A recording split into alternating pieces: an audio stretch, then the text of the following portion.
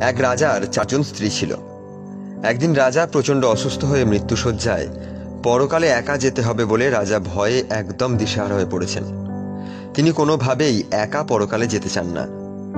তিনি তার চতুর্থ স্ত্রীকে সবচাইতে বেশি ভালোবাসতেন, তাই তাকে দামি সব হীরা, গহনা ও কাপড় চোপড় কিনে দিতেন। তাই সবার প্রথমে তাকে জিজ্ঞেস করলেন, তুমি কি আমার সাথে মরতে রাজি আছো? চতুর্থ স্ত্রী বললেন, দুঃখিত, আমি এটা করতে পারবো না। এই বলে সে চলে গেল। রাজা তার তৃতীয় স্ত্রীকেও অনেক ভালোবাসতেন এবং তাকে নিয়ে অনেক গর্বও করতেন। তৃতীয় স্ত্রীকে জিজ্ঞেস করলেন, তুমি কি আমার সঙ্গে পরপারে যেতে রাজি আছো? তৃতীয় স্ত্রী সরাসরি জবাব দিলেন, না, তা কি করে সম্ভব?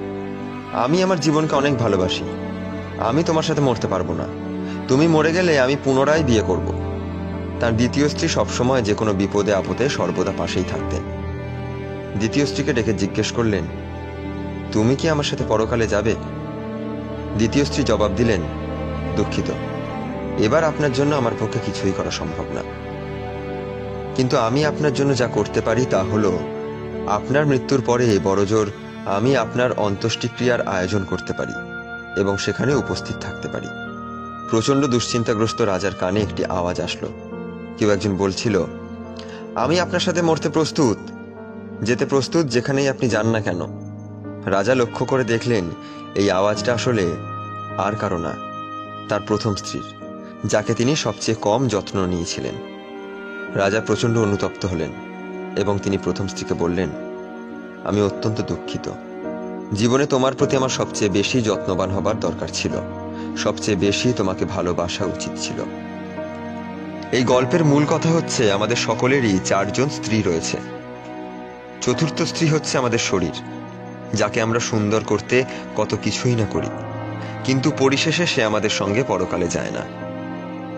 তৃতীয় স্ত্রী হচ্ছে আমাদের ধনসম্পত্তি, যা জোগানোর জন্য আমরা আমাদের সারাটা জীবন শেষ করে দিই, কিন্তু সেই ধনসম্পত্তিও মৃত্যুর সময় আমাদের সঙ্গী হয় না, বরং মৃত্যুর পর তা অন্যদের মধ্যে ভাগ হয়ে যায়। দ্বিতীয় স্ত্রী হচ্ছে আমাদের পরিবার ও বন্ধু বান্ধব, যারা আমাদের বিপদে আপদে সব সময় পাশে থাকে, কিন্তু আমাদের মৃত্যুর সময় তারা আমাদের সঙ্গী হতে পারে না। তারা সর্বোচ্চ আমাদের অন্ত্যেষ্টিক্রিয়ায় শেষবারের মতো বিদায় জানাতে আসতে পারে। সবশেষে আমাদের প্রথম স্ত্রী হচ্ছে আমাদের আমল বা ভালো কাজ, যা আমরা অবহেলা করি এবং সর্বদাই সবচাইতে কম গুরুত্ব দিয়ে থাকি। শরীরের যত্ন নিন, ধনসম্পত্তি উপভোগ করুন, বন্ধু বান্ধব ও পরিবারের প্রতি মনোযোগী হন। পরিশেষে নিজেকে সবচেয়ে বেশি নিয়োজিত করুন ভালো কাজে, কারণ দিন শেষে আপনার আমল বা ভালো কাজ থেকে যাবে, বাকি সব পড়ে থাকবে।